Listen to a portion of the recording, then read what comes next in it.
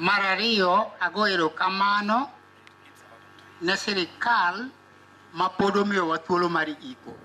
Sirikande moko ok nyal. Maradek agoyo erokamano na nyuola maka mar rwakowa e pachoka. Kapok adhi mabor, gi nyinga an David Mingusa Nyakinda, an jaka wakungu. To kapok adhi mabor, amiyo nyawadwa ni mondo ofwanu. Achopo Eliendo wuod Nera Tokiko oremo wuor. An kod kuyo ma ok abi wacho mang'eny, mak mana ni nyaka a correct master of ceremony. Ongo ne nigi wagogni mang'eny. Owuor emane wuod ongo maduong'. Wach Nyasaye. Mado mak wach Nyasaye no motegno. Oket dalani e kuom yie ma Nyasaye. Mar Nyasaye gwedhu gi weche manok ma wachogo. To Tokiko be Nyasaye ogwedhi. Kech nang'eyo ni gik motimo, dhano nyalo bedo gi richo, dhano nyalo bedo gi gik moko duto te. To Nyasaye ema ng'ato kogo chonge piny, to chieng' wanarome polo. Erokamano Nyasaye ogwedhi. Amen. Nisungumze ile lugha watu wengine wanaweza kufahamu. Kwa maana hapa Matangani tuna watu wa kutoka upande mbalimbali wa Kenya. Sio ati sisi tuko hapa kama Wajaluo peke yetu. Mji hii imetupatia wageni kutoka mbali. Kwa hivyo ningependelea nizungumze Kiswahili kidogo na mwalimu wangu. Huyu Tokiko ni mwalimu.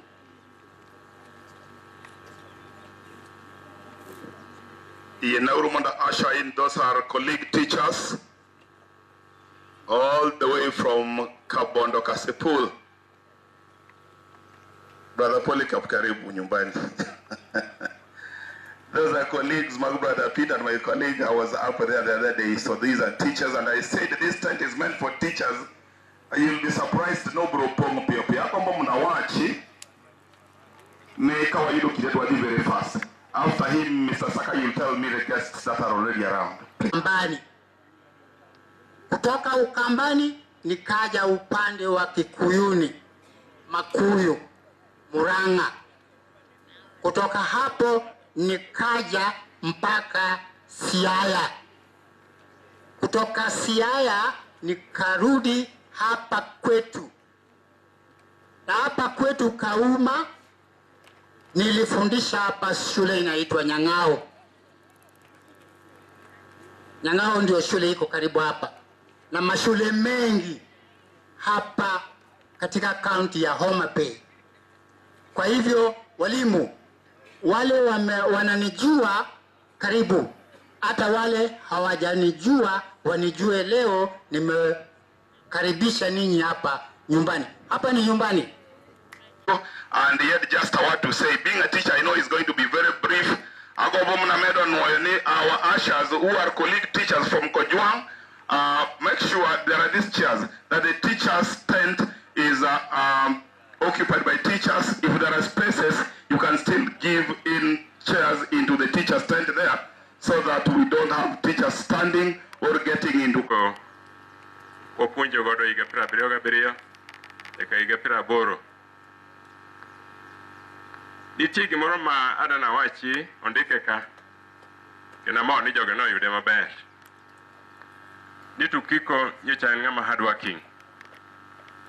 Mondo ing'e ni nyocha en hard working, Tokiko kochako puonjo ochako kaka untrained teacher. Bang' mano odhi e course motiegore kaka japuonj. Kowuok mobiro e field, grade mara ne okomore, chako somo. Kendo on that note, I don't encourage our teachers. Nike japuonj somo no ema biro rejuvenate your ability. Be ema biro miyo ibedo relevant all through your professional period. Amiyo japuonj Tokiko nono ni grade ne okorome. chako somo kien kendo somo ne ot ma japuonj Tukiko no idho mobede grade mar P1 ada we grade mar P1 sama japuonj Tukiko yudo grade mar P1 joma ne karo ka kibiri ka joma ne nigi P1 anyalo paro ne en Marco Doch the late japuonj Fares Ogada ne gi jadeke apani mano is something for the teachers to get. It was really kamane entieno nena rare grade to kendo joma ni kode no yudo the names kendo ne giyudo ne gi swim in prestige, if you allow me to say that. Bang mano japuonj Tukiko never stopped. Amor ni noduogo keto teko ne kata ability mara no e classwork. Ko biro koni higa 81 moduogo Nyawi Muga, japuonj Tukiko is being remembered in this community. Kadipo na wacho miriambo, joma e gweng' ni nyalo kwera. Nyithinde mopuonjo Nyawi Muga mokadhe lwete, higni go te gin ji in this locality. Adana wacho mano biro manekech dedication mane japuonj Tukiko nenego. Now, the period ma obede kode nen ngama to wi mapinto muneno mose gini ene mokawo tich matek ma wuon ne tim. It is really hard working. Japuonj yie na mondo awach part of your life.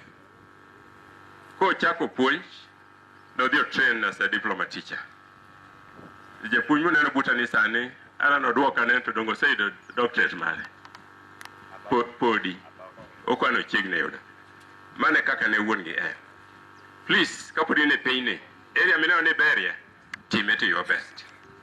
Promote yourself in whatever way manyalo bedo a challenge ne ji mondo ji onene ngima ilano is such a good life. Kata king japur, gweng'wa ka alando nying dulo kaguko. Dulo ne kodhi school malong'. To area mano bere, otime ma nyithindo matindo moko kopo ngima nego. Kendo nyithindo go dago ngima ber minyalo yandi gin joma tiyo. To school to gidhi malong'. Which means ni kama intieno gimitime no, time to your best, me better listen to others mondo ji oneni. Mano biro improve the economic ability mar gweng'. The way mane Tukiko go time classwork. Adana dwok ni Nyasaye erokamano kuom miyo Tukiko ngimano.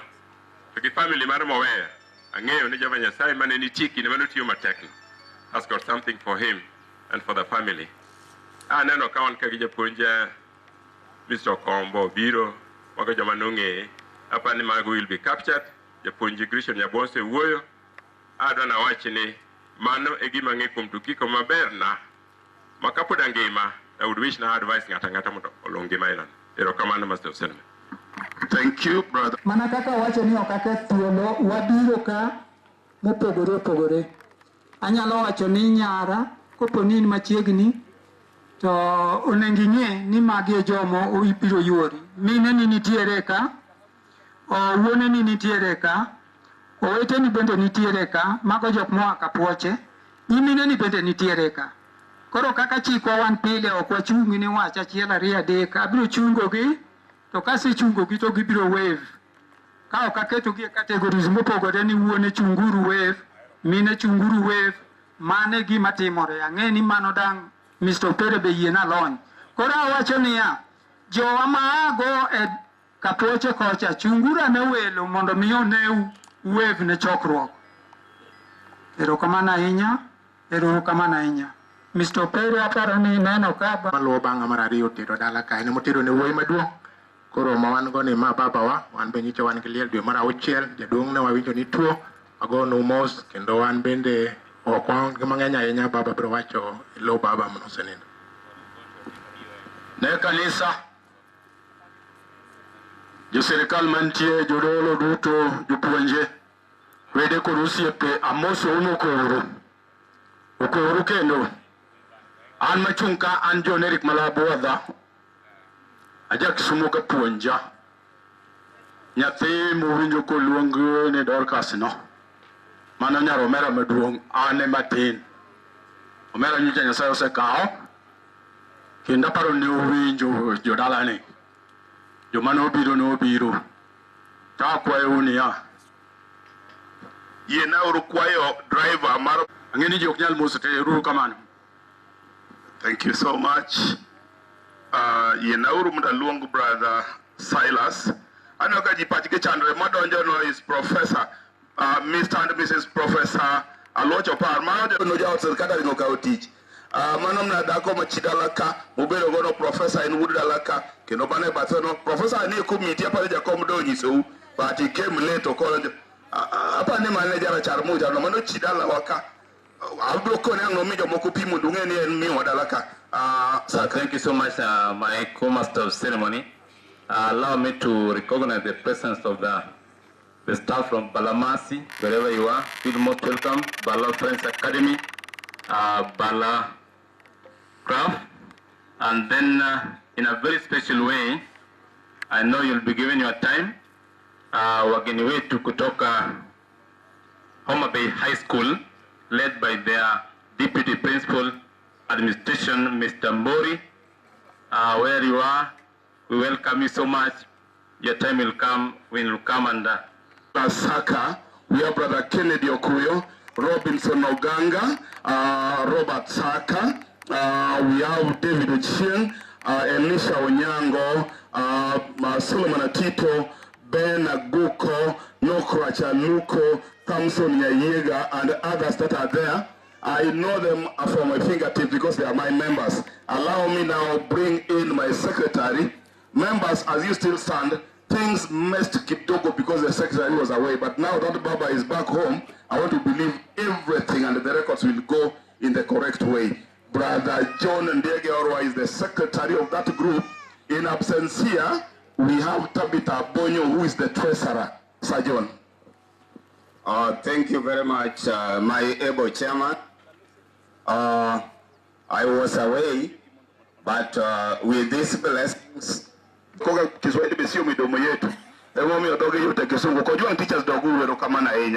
you so much. Otherwise, what will that very fast? We are not giving people here, they are still up there. The Homa Bay staff. Homa Bay is the immediate staff. My brother Pinto Tioe, Kaito, be promoted to go to Gotrating.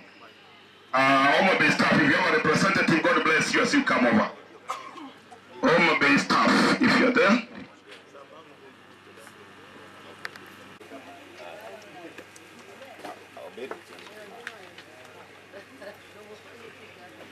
All right.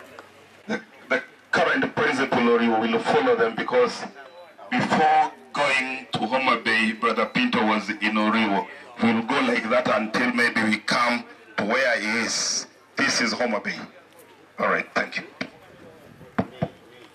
Ne familia, anyola, agijidu tumo chopo, enyasi makawo. Ankae elo Homa Bay, Homa Bay uchopo kai. Administration obedo represented jopuonj kod jotich. Gine tent ma chien mwalo kucha, kumora mara ma gintiere no gichung' mondo gifuanu. To gin gi chien kacha. Koro pod wan kanyakla gi Mr. P wan kode e riwruok. E gimomiyo wachopo kae mondo wariwre kode e kowo wuon gi. To ane anyuola gi familia waduoko no mana mos wang'e anyuola ni kaka en anyuola motenore kuom Nyasaye. Wakwan ni mondo beda gi jiwruok, beduru polo, beduru luwo weche Nyasaye kaka usebedo kutimo. Kok kamano to dakwa representative of the school administration, Mr. Mbori, mondo bi Monda moso ganda duto ni osaure uru. Wamor kendo wakaw thuolo mondo wabi wariwre kanyakla kodwe kuyo ni mochung' gi joma Gotateng Secondary School kama Mr. Pinto tiyo e sani kaka the principal. Dwaher mar wacho ni wabiro jopuonj gi jotich mamoko kachiel gi the board. Abro kaw thuolo ni e yo makende ahinya mondo akwa jopuonj kachiel gi jotich mamoko kawe board komondo mondo chung' malo mondo fwane chokruok maduong' ni. Jopuonj kachiel gi jotich ma Gotateng Secondary. Erokamano mago owetewa gi nyiminewa mwabiro godo mondo wanego nyasini, kendo dwaher mar wacho ni nitie tim mano Gotateng nyoro mobiro ka. Wakawo thuolo ni mondo duokne Mr. Pinto kaachiel gi oganda duto mos. Mid Nyasaye gwedhu kendo kwe chunyu. Batha ka wan gi owadwa mochung' ne board. Abro miye thuolo mondo mosu kendo or condolences mag the board mar Gotateng. Yenauru mondo amosu ni Misauru. Misauru kendo. Ang'eyo ni waywago wuon japuonj Pinto. Ka anene picha tayudo ka ang'eye, natimo crusade moro ka chon ka wan gi jo karachuonyo, ana product mar karachuonyo. Samoro ok ung'eyo, apuonjora karachuonyo ka higni mag 80 skul miluongo ni Kanyamfua. Wan e group mar ariyo mochako piny kanyo. Kora apuonjora Kanyamfua kacha higni 4 from 75, 76 to 79. Mane kama ae kata dhi Agoro kata biro japuonj.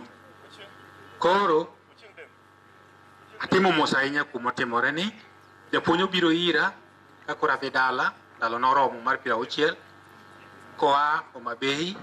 Bang' kawo thuolo mang'eny kech ne pod fees ng'iyo to Gotateng ni koro ng'ama kawo kare.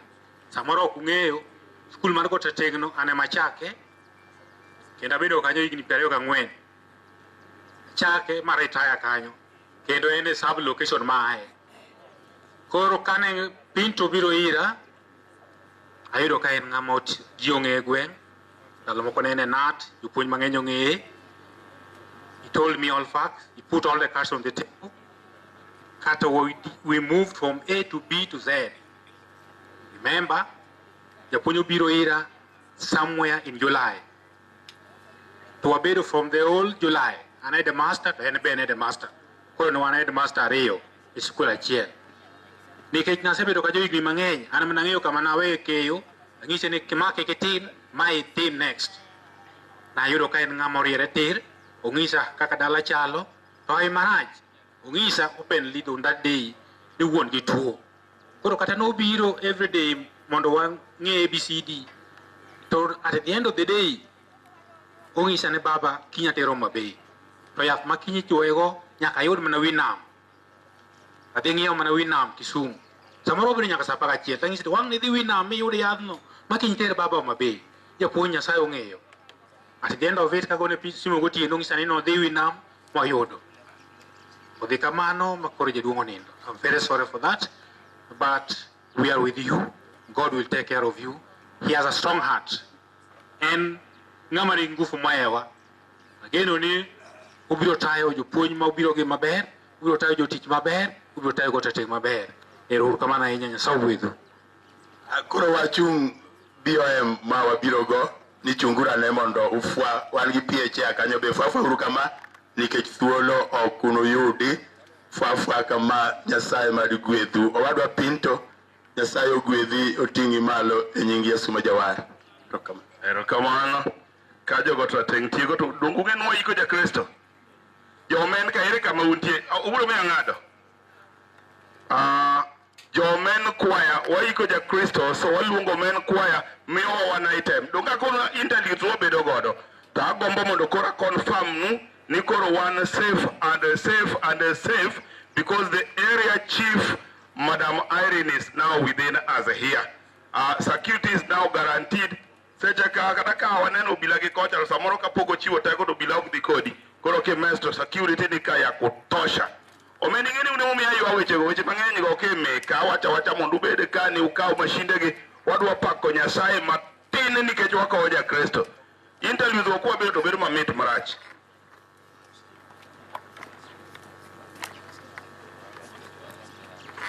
Sama jomen ne koreno wan bende gi welo moa Katito Central Church e Nyakach kotene gi Elder Lazarus Opondo, the principal of Urudi Secondary. Ang'eyo ni obro miyo thuolo mondo umos jokarachuonyo. Karibuni. Go ahead, my brother. Go ahead, MC. Banka jo meno setieko to head teacher ma Gotateng secondary, primary, sorry. Special request from Brother Pinto. Libi wache wach moro. Bang jokwaya. Mashinde gi akiana migi to akiana di distort duonde gi. Weruru without machine, weruru gi duondu ma Nyasaye omiyo 1 2 3 jomen twende kasi.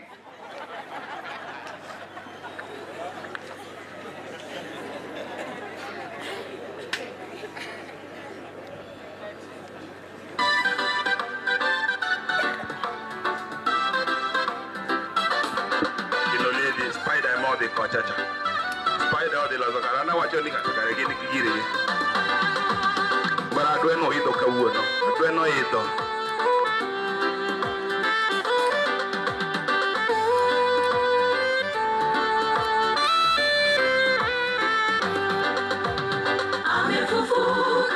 Amefufuka, hayuko tena kaburini. Kaburi limekwisha ondolewa.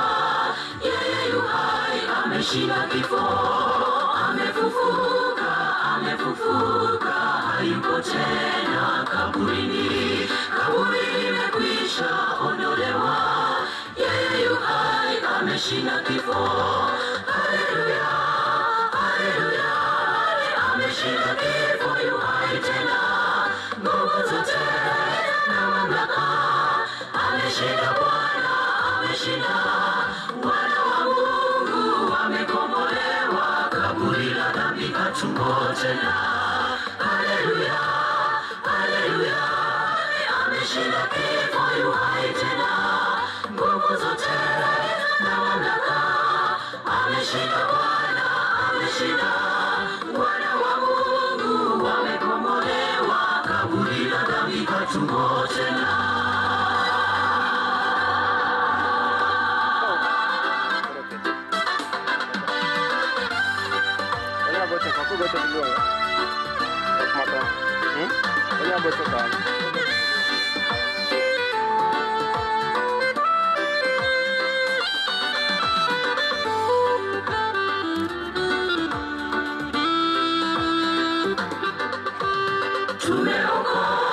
Tumeokoka kwa damu yake, tuwa safi.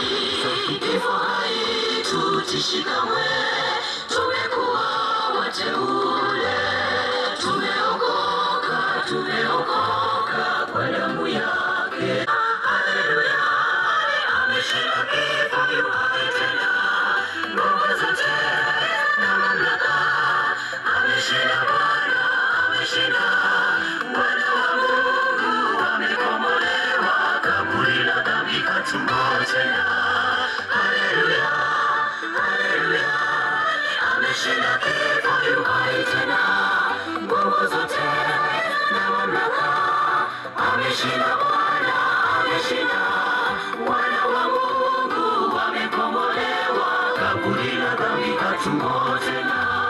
Haleluya, haleluya, ameshinda kifo, yu hai tena. Nguvu zote na mamlaka, ameshinda Bwana, ameshinda. Wana wa Mungu wamekombolewa, kaburi la dhambi katumo tena. Haleluya, haleluya, ameshinda kifo, yu hai tena. Nguvu zote na mamlaka, ameshinda Bwana, ameshinda. Wana wa Mungu wamekombolewa, kaburi la dhambi katumo tena. Haleluya, haleluya, ameshinda kifo, yu hai tena. Nguvu zote na mamlaka, ameshinda Bwana, ameshinda. Wana wa Mungu wamekombolewa, kaburi la dhambi katumo tena.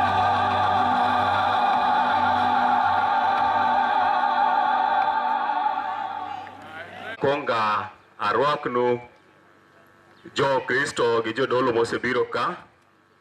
Mokwongo adwa ni mondo arwak brother Josh Obudo nika, ma bende the district coordinator kane pokwa Baro district nieri. Please just, who is the current district coordinator nieri? Adwa ni mondo adhi mondo akaw this thing notch higher, mondo arwak oganda duto mosebiro kar kaeri majo yalo, and some actually are coming, they are en route. Mokwongo tik this district miluongo ni Osakwe Apane, formerly named Osakwe district. And we are privileged to have one of the first. The translation according to St. Coy. Oh, no. Ne. Yeah. Apparently, tomorrow you get that translation. Yes. Yes, Bisamane.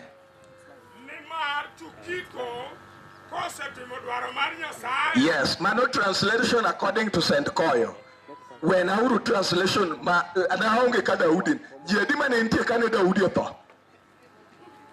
Ilungo na nying Daudi nango. Sane wa uwe to margawa. Tukiko. Koro somne kane tukiko ose jakamado. Som. Yes. Gini nyalo som go ko so okinyal som kode. Ko sen bule kamnara. So.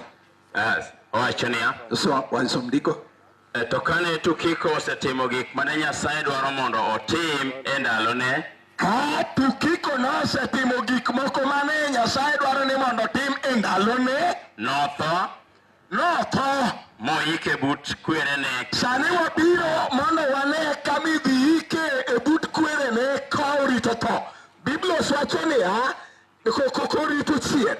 Biblos wacho ni ka tukiko nosetieko timo gik moko duto mane Nyasaye dwaro ni mondo tim. Kano osetieko, yes, no paro ni no kaka no seritaya, to tieko timo gik mane odwaro tim. To Nyasaye no yie ni mondo bedie mangima nikech ne pok otimo gik moko te ma Nyasaye ne dwaro ni mondo tim. Hallelujah. Biblos wacho ni ka osetieko timo gik moko duto ma Nyasaye ne dwaro ni mondo tim. Ka osebedo gi wuodo miluongo ni Pinto, kosenyuomo jaode miluongo ni Agnes Jakwath, ka osenyuomo jaode miluongo ni Caroline Esther, to onyuolo nyithinde, to opuonjo moritaya, to Biblos wacho niya, ka osetieko timo gik moko duto mane Nyasaye dwaro ni mondo tim.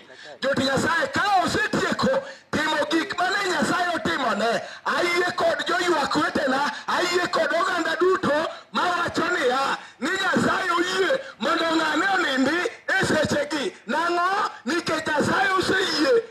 By the way, konya uru. Echa nyathi mobuogi ka nyathi Sharon cha, embe Nyasaye osetimo gik moko ma Nyasaye dwaro ni mondo otim.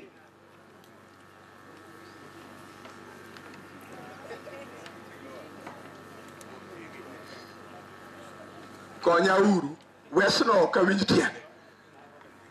Embe nosetimo gik mane Nyasaye dwaro ni mondo otim. No, to somane wesno, som wesno. Kapodi to someane. Owachonia. Yes. To kane tukiko osetimo gik mane Nyasaye dwaro mondo otim. Kane tukiko osetimo gik mane Nyasaye dwaro. No, underline that. Ka tukiko nosetimo gik mane Nyasaye dwaro ni in mane onyuoli ng'ata momakichne kaeto nyuol. Adwaro mondo awachnu niya, ng'ata momakichne monyuol nitiere gik ma Nyasaye dwaro ni mondo itim, idagi iyie. Joti Nyasaye ka isetimo gik ma Nyasaye dwaro, ibiro nindo. Kisetimo gik ma Nyasaye dwaro ni mondo itim, adwaro mondo awach niya, ka isetimo gik ma Nyasaye dwaro, to Biblos wacho niya, ka nosetimo gik ma Nyasaye dwaro, to notho moike.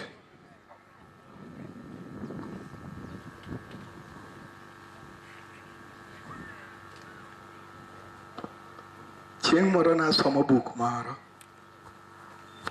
mondikni awinjo sigand tukiko kinde manochako bede matuo in the 70s. Seche masomo no taparo sigana moro. Wawachunu mondo abedi. Achebe ondiko buk moro. To Achebe wacho niya, ni chieng' moro opuk ne wuotho. To kopuk wuotho, to puk neno ka kwach biro to wacho ni kwach mabiro ni nek to dhi nega. Koro akia natim nang'o, to go mbaka to ng'wonye pate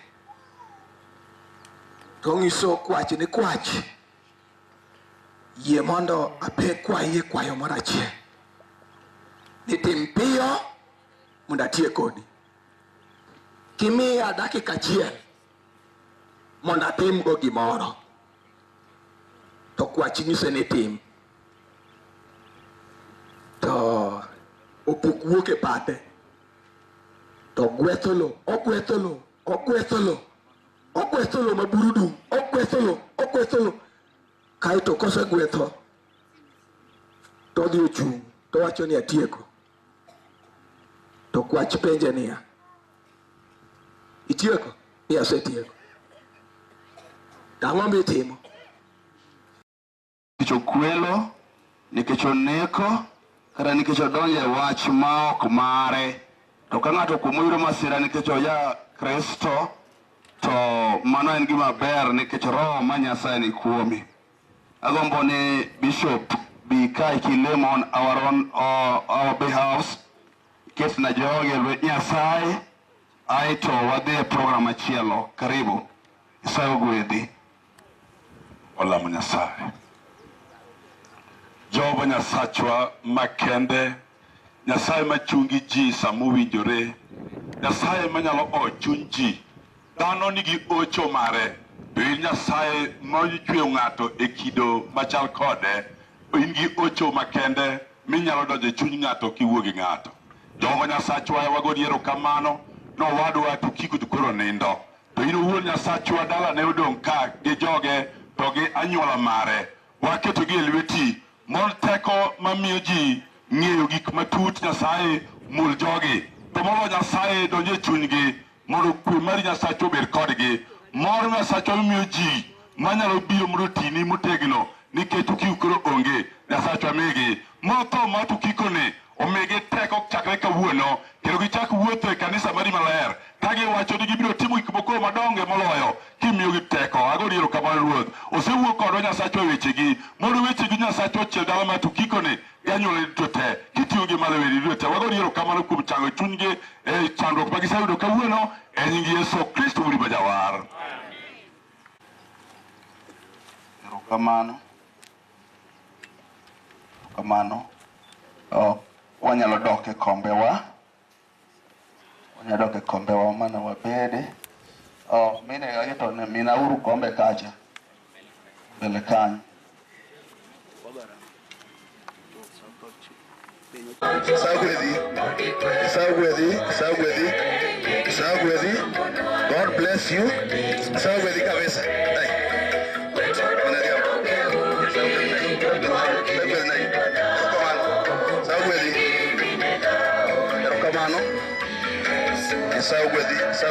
Sagwedi. Amor kaneni.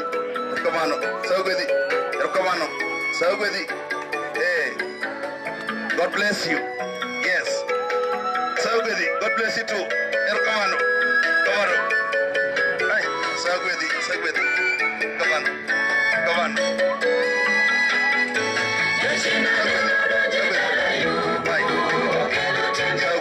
Sagwedi. Wanirwa ni dayawa. Sagwedi. Yame makiket ka imo sote kadho. Sagwedi. Sagwedi. Come on.